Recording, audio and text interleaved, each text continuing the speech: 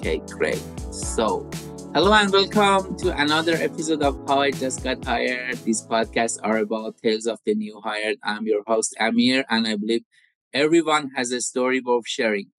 Today, we are thrilled to have Richa, a brilliant data scientist who recently started an exciting new journey at Intel. So, thank you so much for being here. It's fantastic to have you, Richa. Thank you. Thank you. I'm happy to be here. Thank you so much. So, congratulations on your new role at Intel. So, Thank could you you. describe what led you to pursue this opportunity? Sure. I've been in the industry of data science for a couple of years now. And earlier, before I joined Intel, I was with two companies which were in supply chain solutions. And they were making supply chain solutions, and I was part of the internal data science team there.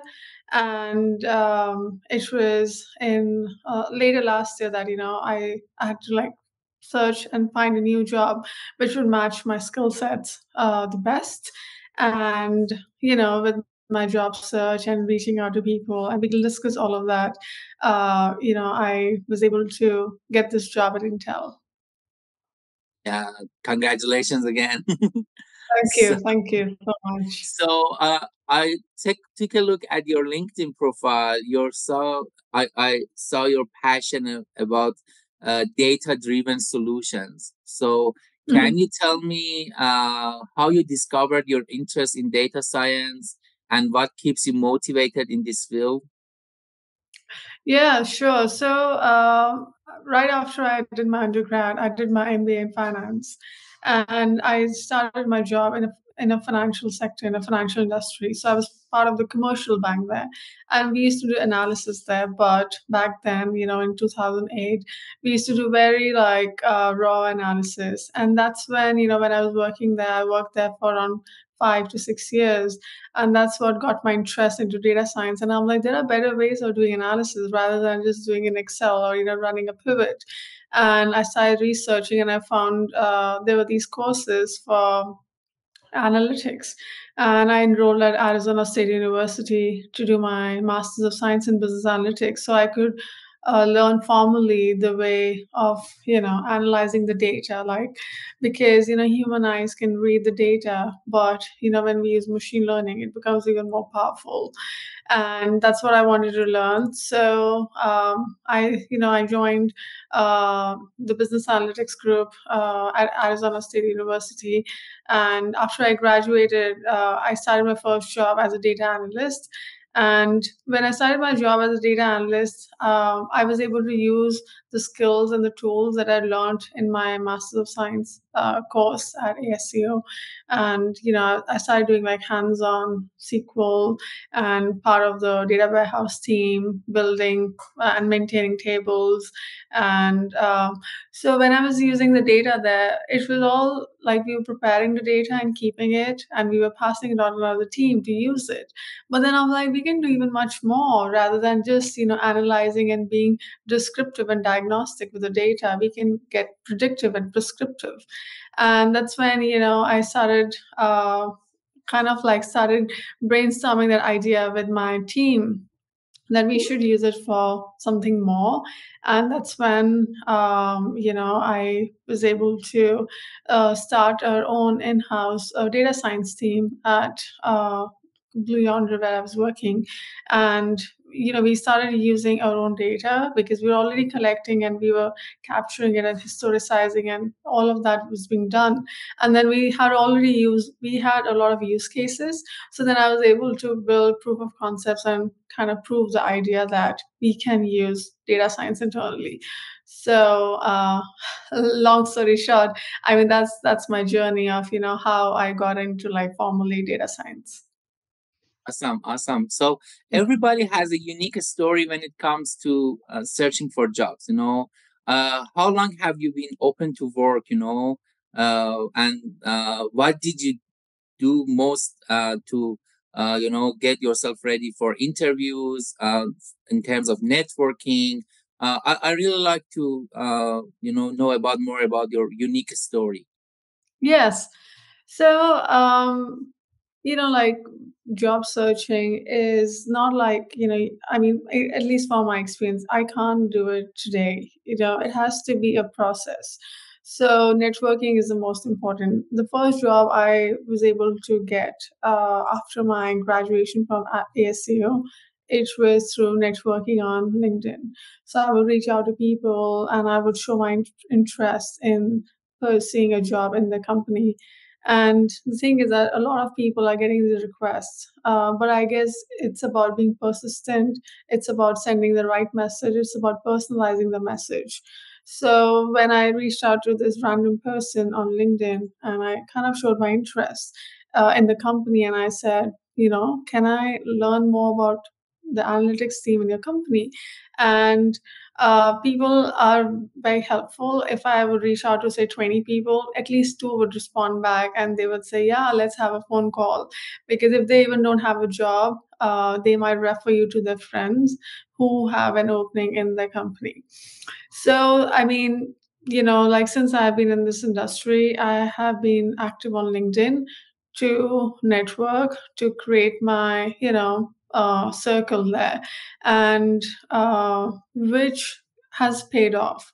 So to answer your question, that I mean, when I started job hunting, I was right away looking into seeing that how can I reach out to my network, how can I basically take help from them, because everyone's here to help. And so to answer your question again, I mean, it was not a one day thing. It was like being built up over years. And, then you reach out to the right person at the right time and the right job just comes your way. So thank you so much for bringing that. Mhm. For many people I dealing with, they get disappointed at the first time they got ghosted, or they get rejected by the people they're going to network with. So Yeah. how did you handle the rejection or being ghosted by recruiters, by hiring managers? uh, have you ever experienced that, being ghosted in your uh, job search? Yes, it is true that I mean, ghosted is a thing that exists, and it is very disappointing. I have faced that too. You feel like I have just got this, like you feel so close, and all of a sudden, you just stop hearing from the maybe the HR or the hiring manager. It's very disappointing, but I guess it's about, I mean, so, say for example, like in my experience, whenever I had to face that, I would still kind of like be persistent and maybe in a couple of days still try to reach out to them to see if there is any hope left. And then I would also reach out to them, after a couple of days and say that please let me know in this, like if you have closed the application, just let me know. But when they've ghosted, they have just ghosted. So I guess then after two or three times of reaching our emails, if they have ghosted, I will stop my communication. And I feel like everything is an experience, so you have to take the positive experience out of it. Sometimes you're interviewing in a big company and they ghost you. The positive experiences that you get to interview with such a big organization, and you have to take, what they were trying to ask you. Just take the learnings and move on. Um, and I guess you have to just remain so positive in your job search because, when I graduated from ASU, I might have applied for maybe 200, 300 jobs before I could land to my first job. It is very difficult. But it is about being persistent. It is not getting into the negative zone of I'm not getting a job, and continue to reach out to people. If I have the time to just sit, I would say, just keep on investing in your skills and maybe do some course to keep yourself busy. So,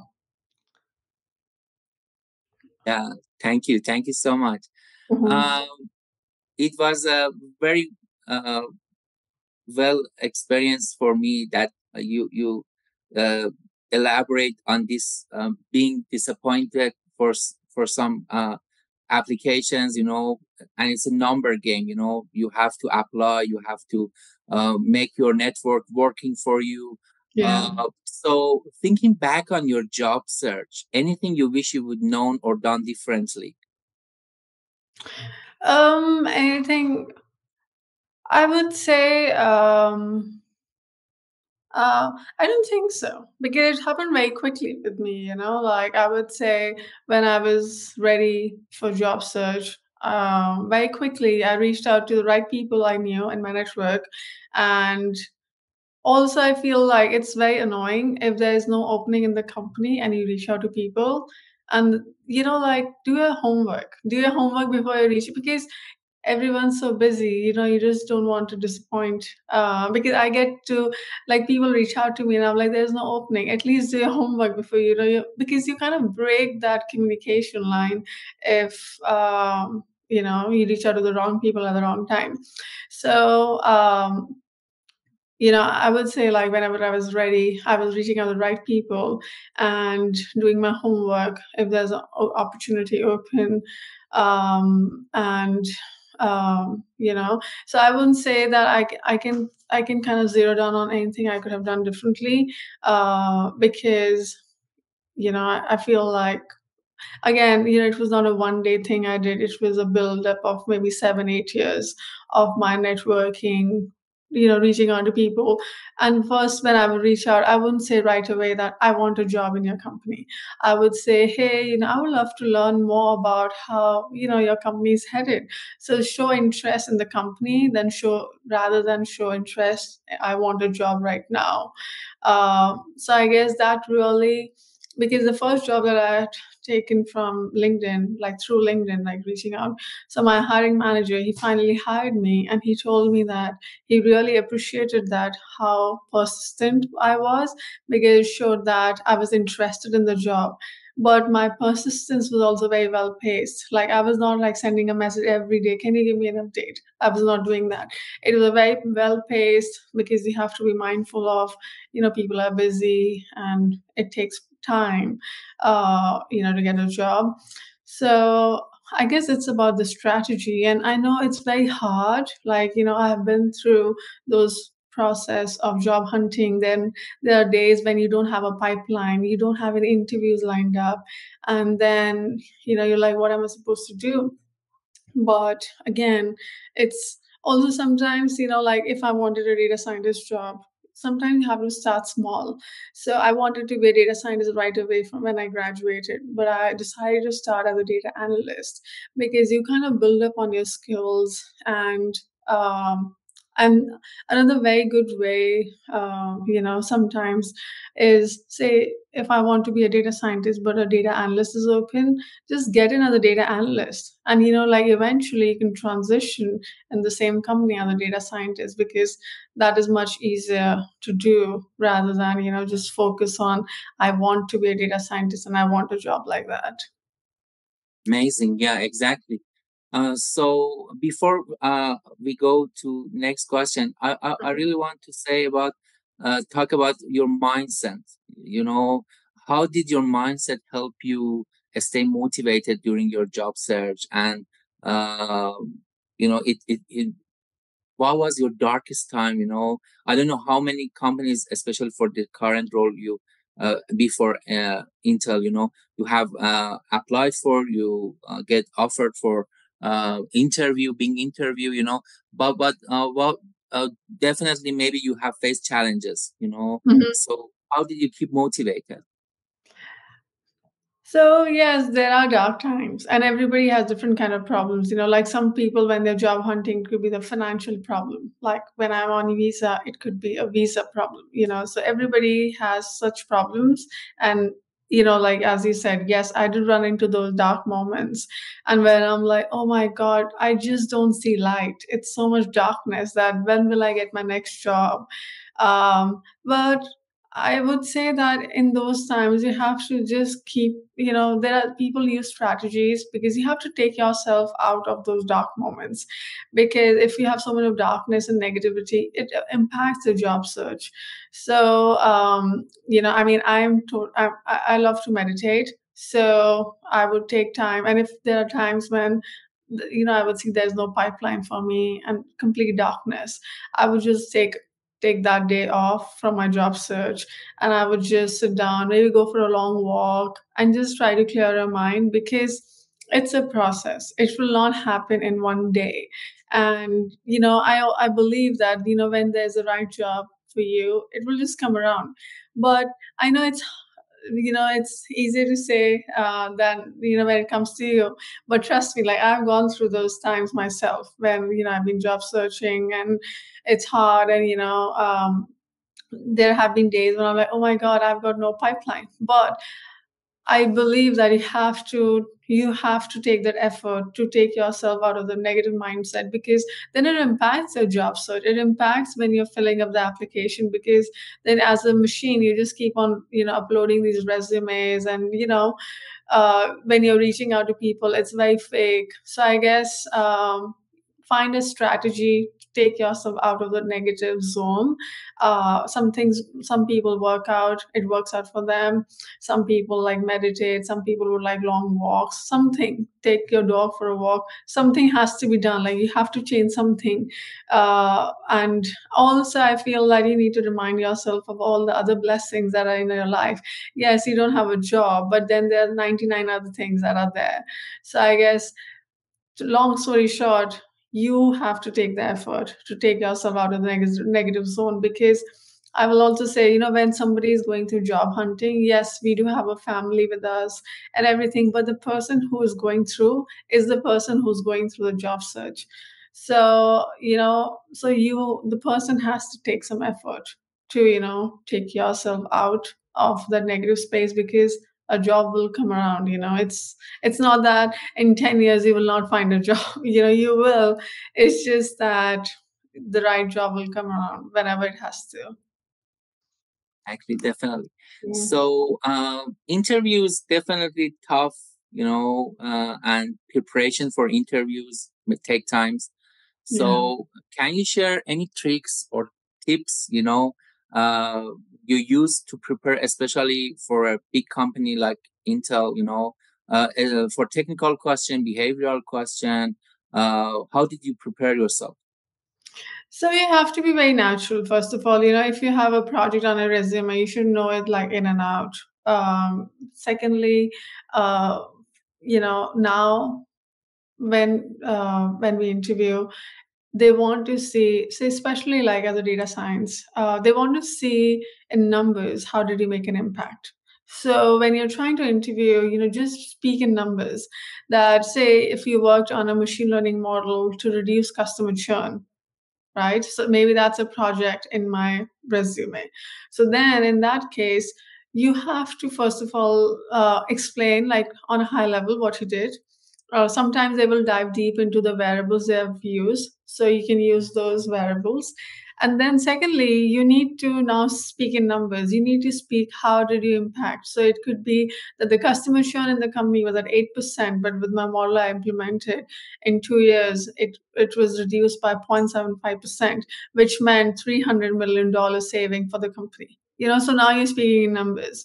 So because that is like, they're like, oh, okay. And they might ask you more questions on how do you do the calculation. You should know all that calculation. Like, just don't make up a new number. And, I'm just giving an example that you have to speak in numbers to speak the impact that you can bring with data science to the organization. So, I mean, so I guess, to be real, and for behavioral questions, again, like, there are questions they will ask, that what is the challenge that you face, or how do you take rejection, and all of those. I would say it's best to have like a real example, and don't try to be perfect. So I would say, like, even with the resume, now people think that my resume goes through that automatic system, and I should have all of those words in my resume, so my application doesn't get rejected, because we feel that it should be perfect. But I will tell you that one of my mentors, he was a PhD in data science, and he told me, like, the moment I see a perfect resume which has got all the words, I reject it, because I know it's not true. So, don't try to be like completely fake in your answers and in your behavioral answers, technical answers, resume. Just be real, I mean, it's fine. We don't have to be 100%. So, I mean, that's how I worked and I operate. And yes, when even I was interviewing, the questions you don't know answer to, just say, I don't know. Rather than say this, that, and you speak 10 wrong answers. I'd rather I said, I'm sorry, I do not know, because we are not like unicorns. We are human beings who are just learning. So be honest. If you don't know, you don't know. So that was my approach. Amazing. It's going to be the best gift ever for our audience, Yeah. because pretend that it's so good to be true, and they will smell it, they will Yeah. know that it's not true. Yes. Awesome. Awesome. Thank you so much. Mhm. So imagine that I love my job, don't get me wrong, but imagine that I'm going to ask for a referral for you, as a data scientist. So, what are the top three skills you look for when recommending someone for data science role, whether it's technical skills or soft skills? Um, The first thing that I would look at is the first thing if somebody reaches out to me on LinkedIn for a referral is first of all, I would like to see how personalized is the message coming through. Is it like they're sending it to 10 people and asking for referral? Secondly, have they done their homework? Do they really feel that they're a good match with the skills that being, because if you're not a match, there's no way anybody's gonna refer you, because you're randomly reaching out to people on LinkedIn. Um, and then thirdly is I would say is the projects that they've worked on, how they've listed it, like how I was saying, quantifying it, rather than just say I worked on this, rather than that, you quantifying your projects. Because when somebody reaches out to us through LinkedIn for referral, we can just see what they're listing in the resume and how good a match. If it's a good match with what the organization is asking for, generally people would be okay to refer. So, and I mean, if I look at skills, I mean, you should be knowing Python. Uh, yes, Python and R is a preference, but generally, I worked with the organization, all of them have been looking for Python. So I would say, Python is important. Also listing information about your machine learning, what skills do you know there, knowing about visualization tools, other Power BI, Tableau is also important. And as a data science, just to be aware of those tools is also important. And definitely one of the cloud platforms. Luckily, wherever I've been going, they're on Azure, so it works for me. But it can be Azure, AWS, so it can be either of those two. So those are the very important things that anybody would look for, when it's a data science job. So let's talk about LinkedIn. Mhm. First, I really like to know how do you leverage LinkedIn for your networking and for approaching to companies, and also have you ever done networking off the platform? So yes, so for LinkedIn, say yes, I use LinkedIn for networking, reaching out to network, extending my network. If I find some data scientist in some organization posting something, being liked by something, I will request to follow them, connect with them, because then I can look at the posts that they're posting.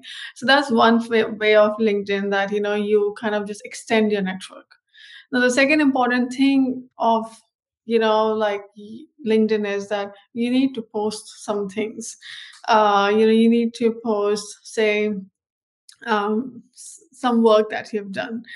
You don't have to like publicly post like everything, but you have to like make it public, like what you're working on, or some kind of accomplishment, like some award that you got for doing some data science. Just post it on LinkedIn, because that kind of spreads. And use the tagging is very important, because then you tag, say, your company, or you just tag data science community, or all of that. So then it kind of gets posted in all of those different locations where you're tagging. So then now people know about what work you have done. Because when, like, with job search as well, if your LinkedIn is strong, say a hiring manager, recruiter, they go through your LinkedIn, they see that it's not like you're fraud, or like in 2 months you've just built up your data science and you want a job. So you kind of build your LinkedIn as well. So so that's how I have, and I have, since I graduated from ASU, I would also help some students do their resumes, because, I feel like somebody helped me when I needed help, and I just want to like pay it back. And, like off LinkedIn networking is when I would meet with those students personally, and kind of like try to tell them like what you should be having in a resume. Yes, they do have career coaches and everything, but I guess from an organizational perspective, I can just share some insights of what I did. So yeah, I mean, that's how I would leverage LinkedIn, for networking, and also for like helping other people. Thank you so much. Mhm. So this would be my last question. Tech world keeps changing very fast. So, how do you keep up and make sure you're still the kind of data scientist companies want to hire?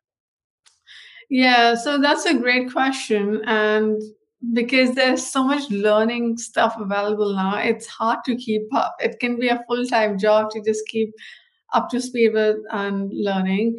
So, a few things that I do is, I follow a few people on LinkedIn, who are, you know, very good data scientists or PhDs, very tenured people, I would say, who have been in data science, very skilled. So I would follow them, because if they're posting something, then I would just start diving deeper into those topics and learn. I keep a lookout for any kind of course that I can do internally at any organization I've worked. So, if we have anything going on internally, or any kind of like new certification I can get, I would just try to get it, because things are moving so quickly. It's just hard to keep up, because when you're just working in a particular skill, but it's very hard to keep up with everything that's evolving. So I try to at least get one or two certifications in a year, so I can keep up with some kind of learning. And then the third thing, I mean, I'm not a very big fan of blog posts, because it's I can write a blog post, I can just get things from 10 blogs and create my own blog. I would recommend reading books, which is a better way of learning, because I was reading very recently that a book, somebody has invested like years of their time to really launch a book. But for blog posts, I can do it in like 15 minutes. I can write my own blog post. I just need to copy from 10 locations and I can just do it. So books is, maybe you can do like 3 books in a year, to keep up to speed with how technology is changing. And not only that, I mean, our mind also forgets. So I guess in a couple of years, I definitely go back to my books. I might like scroll through very quickly, but I would just try to see what is written in there, and something might just catch my attention. So, yeah, so those are some few ways I try to learn and keep myself up to speed. Awesome. I really do love my books too. Yeah. Yeah, yeah. Books are the Yeah, exactly. So, best. any last word, anything you want to share that I didn't ask you? Please go ahead. No, I think we covered quite a few things, and I would just reiterate the same things, that using LinkedIn, staying positive, and a job definitely comes around for everyone. So, yeah. I really want to thank you so much. You could start your day differently, but you decide to spend with me. Thank you so much for your time. And I wish you all the best in your new role at Intel. Thank you. And yeah, have a wonderful rest of your day and week. Thank you. Thank you. You too. Thank you so much. Thank you so much. Bye, Thanks. everyone.